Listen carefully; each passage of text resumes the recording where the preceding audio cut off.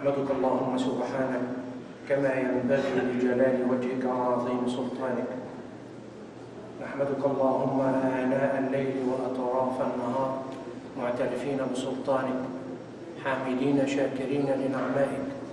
أدعو الله سبحانه وتعالى أن يديم علينا نعمه ظاهرة وباطنة، وأن يلهمنا العزم والعزيمة والصبر والثبات على أن نحمده على تلك النعمات. اللهم آمين. وأشهد أن لا إله إلا الله وحده لا شريك له يحيي ويميت وهو حي لا يموت وهو على كل شيء قدير، شهادة قامت بها السماوات والأرض. ندعو الله سبحانه وتعالى ألا يحرمنا إياها لحظة لقائه. اللهم آمين.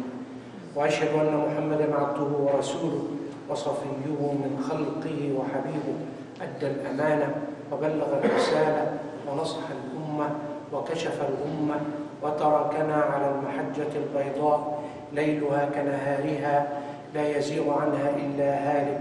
اللهم اجزه عنا خير ما تجزي به مرسلا ونبيا. اللهم شفعه فينا شفاعة لا نعذب بعدها أبدا. اللهم اسقنا من حوضه شربة لا نظمأ بعدها أبدا. اللهم آمين. محمد صلى الله عليه وسلم طب القلوب ودواؤها وعافية الأبدان وشفاؤها ونور الأبصار وضياؤها. صلى عليك الله يا عالم الهدى ما هبت النسائم وما ناحت على الأيك الحمائم. My dear respected brothers and sisters in Islam, our sons and daughters, the future of Islam, inshaAllah Rabbul Alameen. Praise be to Allah subhanahu wa ta'ala, God Almighty, the cherisher and the sustainer of the whole universe, most gracious and most merciful. I bear witness that there is no God worthy of worship except Allah subhanahu wa ta'ala, not to take any partners or associates with Him. And I bear witness that Muhammad sallallahu alayhi wa sallam is the Prophet and the Messenger and the seed of all prophets and messengers before Him.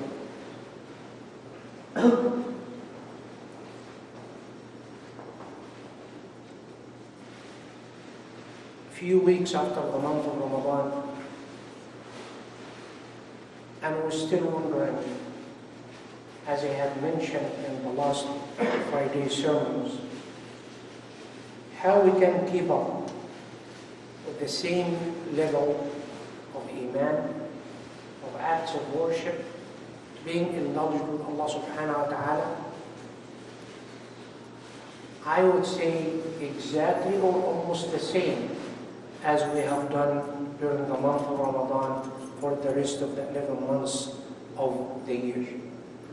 We're wondering and we're asking why the curve is not at the highest of it as the month of Ramadan, but maybe for some of us, the curve of that highest level of Iman during the month of Ramadan is beginning to come down.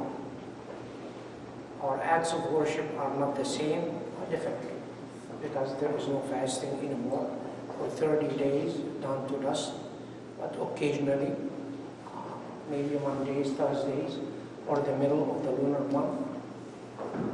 But the other acts of worship, when it comes to the salah, zakah, sadaqat, qiyamul layl, reading the Quran, reciting the Quran, understanding the Quran, are not the same. And the question would be,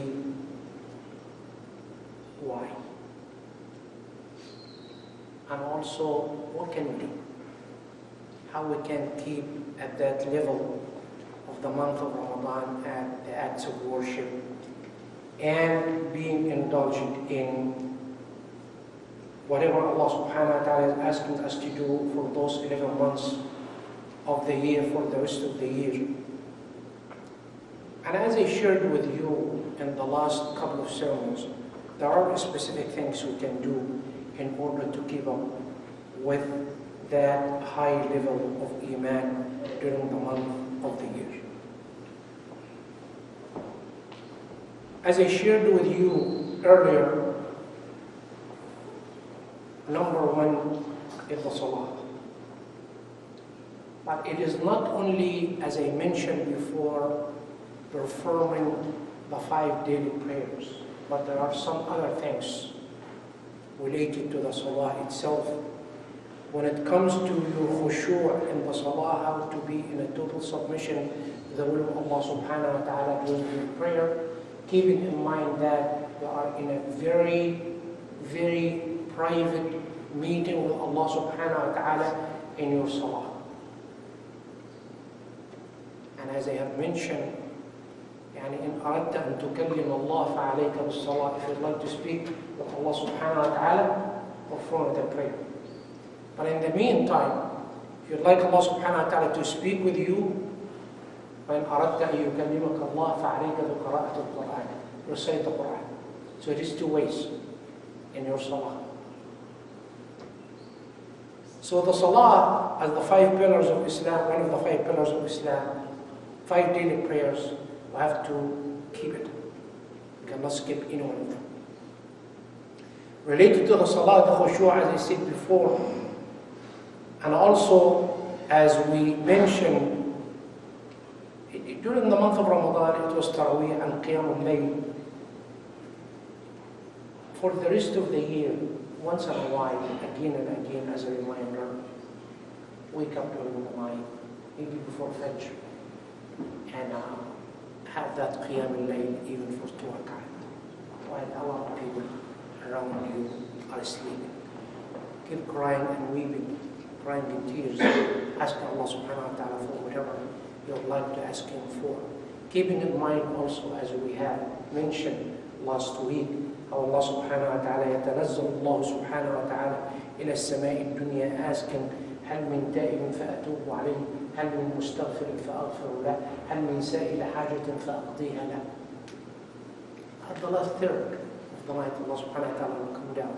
That's what He's saying in that Hadith Qudsi, asking us if there anyone who would like to repent, I would accept his repentance. If there anyone who would ask for something, I would answer him there. If there anyone who would ask for forgiveness, I would forgive him. Take advantage of this. While many people will be sleeping, but you're the only one maybe up to be indulged in those wonderful ways to communicate with Allah subhanahu wa ta'ala.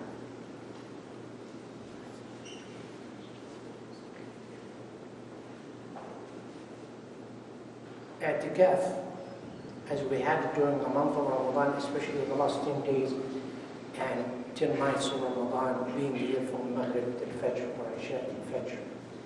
And some people will say how we can have that i'tikaf, during those 11 months. As I mentioned also, make it once in a while, maybe between Maghrib and Isha, stay in the Isha. Don't relate to this dunya at all. Disconnect yourself totally with the affairs of this dunya for a short time, but saying, I will be in the masjid for Allah, with Allah, praying Allah, recite the Quran for myself and Allah subhanahu wa ta'ala, asking Him. Or if you'd like to make it longer, like from Isha to Fajr. Or between any 2 salawat of yours, but to be connected with Allah. And disconnect yourself with all of those materialistic aspects of life for a while. Not only in the salah, but in that i'tikaf. So this is the salah, mainly as one of the best things you can do during those 11 months in order to take you back to that wonderful way of connecting with Allah subhanahu wa ta'ala during the month of Ramadan. For the rest of the year, you will be there. Keeping in mind one thing. If you choose to live your life as a part-time Muslim, you lose your God. Allah subhanahu wa ta'ala never created us in order to be part-time Muslims. Like today I'm with Allah, tomorrow I'm off. Exactly as Allah subhanahu wa ta'ala is saying in the Quran, وَمَا خَلَقْتُ الْجِنَّ وَالْإِنسَ إِلَّا لِيَعْبُدُونَ. I have never created jinn and mankind except for one thing, to worship me. To worship me. He didn't say once in a while, or one day on, one day off, or 1 month on and 11 months off, but all the time. And please accept that employment of Allah subhanahu wa ta'ala to you. And sign that contract with Allah subhanahu wa ta'ala, saying that, Ya Allah, as long as you created me in order to worship you all the time, here's my contract, and I sign it, and abide by it, and I fulfill all my requirements in order to be accepted by you, being a full-time Muslim, mu'min to you, Allah. And it's an honor for me. And if we're talking about our human level relationship, if you sign a contract with your employer to be a full-time employee there, you cannot, under any circumstances, be there only as a part-time, and you come in and go out according to your wishes, but not to be abiding by the requirements of your job and your contract, being a full-time employee there. Otherwise, why not? What would happen to us? Hit this door, you do not belong to here anymore, since you choose to be in your own way, to be part-time with us, though you signed that contract with us as a full-time. If we cannot do that with us as a human being, how come we do it with Allah subhanahu wa ta'ala? Think about it this way. Full-time with Allah during the month of Ramadan. Part-time with Allah outside the month of Ramadan. It's not acceptable. It is not only not acceptable by Allah subhanahu wa ta'ala, but for your own sake. If you choose to be a part-time employee with your employer, you will lose your job. If you choose to be a part-time Muslim with Allah, you will lose all your benefits. With my employer, I think about all my benefits, my medical coverage, my promotion, my days off, you name it. And we insist not to lose any one of them, if not to gain more. But with Allah subhanahu wa ta'ala, I say, no, I choose to be a part-time, yet keep my medical coverage there, 100%. Keep your ni'am, your bounties upon me all the time. Don't take any one of them away. No, I need them. Keep me healthy, wealthy, and whatever I ask for, you answer. Yet, I'm a part-time employee for you, Ya Allah. It's not fair, Allah. Be fair to yourself as you are fair with Allah subhanahu wa ta'ala. That's why we're saying during the month of Ramadan, here is we have done successfully in many aspects of our life. Why not the other 11 months of Ramadan? Saying so, let me move to one more thing in order to keep up with Allah subhanahu wa ta'ala for those months after the month of Ramadan. As-sadaqah.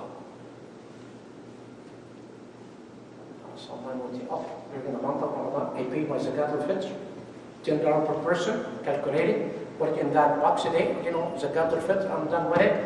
Before the end of Ramadan, I'm done. Oh, yeah, and you remind us of zakat al-mal, I calculated that 2.5% of my saving, I already paid, and I'm done, alhamdulillah, that's fine. I'm abiding by both. Uncle Sam, I abide by his request, I pay my taxes. And for zakat al-mal, if you consider taxes too, I already done with it. And above and beyond that, once in a while you remind us, or someone would remind us, sadaqah. I paid, sadaqah. But all of the above during the month of Ramadan, how about the 11 months of the rest of the year, your sadaqah to Allah subhanahu wa ta'ala. I'm done. One more second. Wallahi, let me take you to that wonderful journey of zakat in Islam. And I would be wondering, as you would be, inshallah, just looking at that concept of zakat, linguistically speaking, and religiously speaking, Islamically speaking, and socially in relationship as well.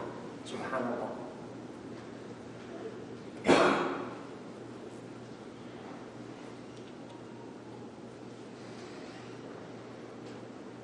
When Allah subhanahu wa ta'ala and Rasulullah sallallahu alayhi wa sallam is telling us sadaqah, pay your sadaqah.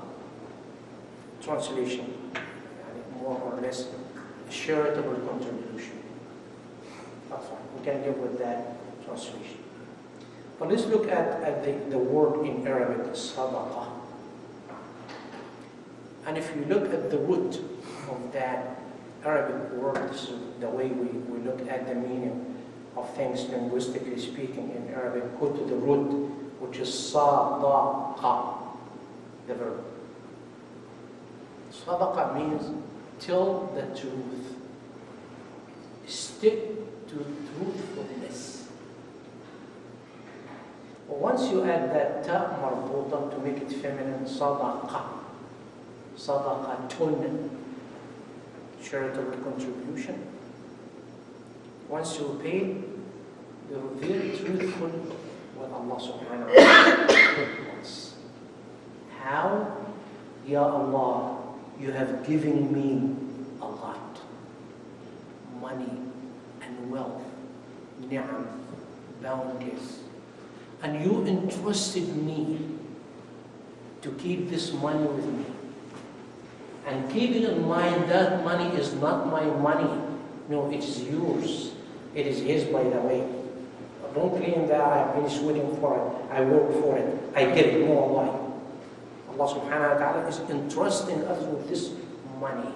Because He trusts us to keep this money with us, to keep it. Okay? And out of this money, I'm giving that sadaqah. I'm truthful to you, Allah, because I abide by what you're saying. I'm trustworthy of that money, that wealth you have given to me. I'm your bank, Allah. And you have invested this money with me, and I'm paying back, not you, Ya Allah, but those who are in need. The truth, and be truthful. And the truthfulness, the sadaqah. Keep in mind this deeply in your heart and your soul, that this is the meaning. And for someone you're giving to that sadaqah, because he is in need or she is in need or they are in need, you're not doing them a favor. Allah, I'm helping him, I'm helping, poorest of the poor, they need some help. No. You're doing yourself a favor. Because you're fulfilling those requirements from Allah subhanahu wa ta'ala. خُذْ مِنْ أَمْوَالِهِمْ صَدَقَةً. Take away from their wealth, their money, a sadaqah. Give it to them. In order to be rewarded for that sadaqah you're giving away. So you're doing yourself a favor. Allah subhanahu wa ta'ala made them poor, the poorest of the poor, in order for you to give away from your money, your wealth, to them, to do you a favor, to be in your account, the reward of Allah subhanahu wa ta'ala to you. So He's making me, they are making me a favor by giving this. I'm still sticking with that truth of the meaning of it. Sadaqah. Sadaqah. That's why in the ayah of the Quran, خُذْ مِنْ أَمْوَالِهِمْ صَدَقَةً. And it did not stop at that imperative verb, فِعْلُ أَمْرٍ. In the Arabic language, خُذْ, take, and give away. Order Muhammad sallallahu alayhi wa sallam. And you may ask, Ya Allah, why? Why taking money from me? It isn't my money. No. Because giving away that sadaqah, here is what it can do for you.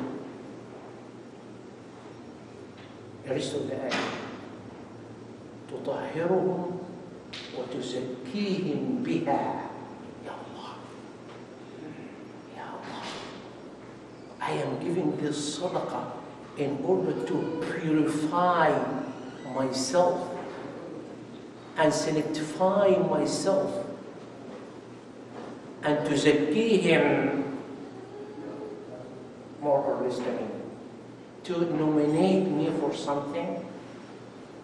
Yes, but how will Allah tell me? How that tathir, how that purification to me, once I give this sadaqah away. تطهرهم بها من دنس البخل والطمع. Allahu Akbar.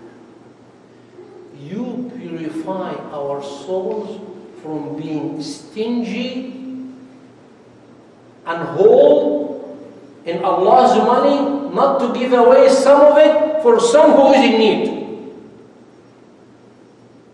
This is al-tahara. This is the purification. This is the treatment. This is the medication to me. Think about it. Think about it.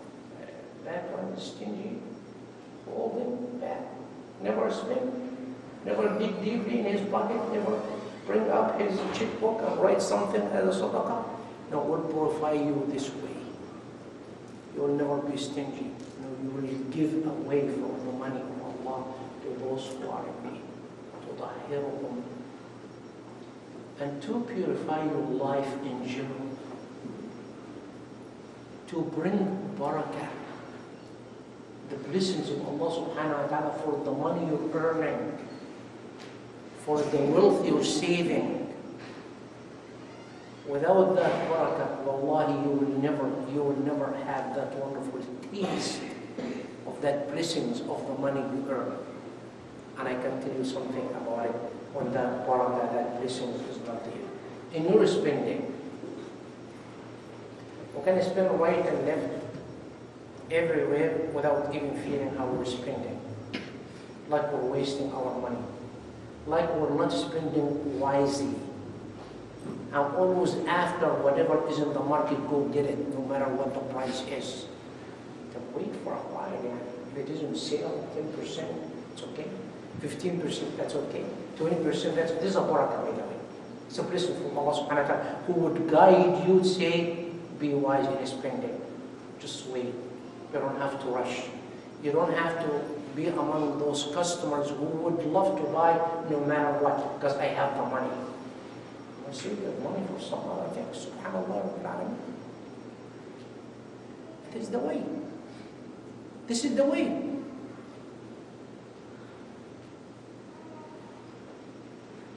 Sometimes you ask someone, since you're very, very close friends, how much you're making, how much your income. I will tell you, she'll tell you that you provide this amount of, that's all what you earn. Yeah.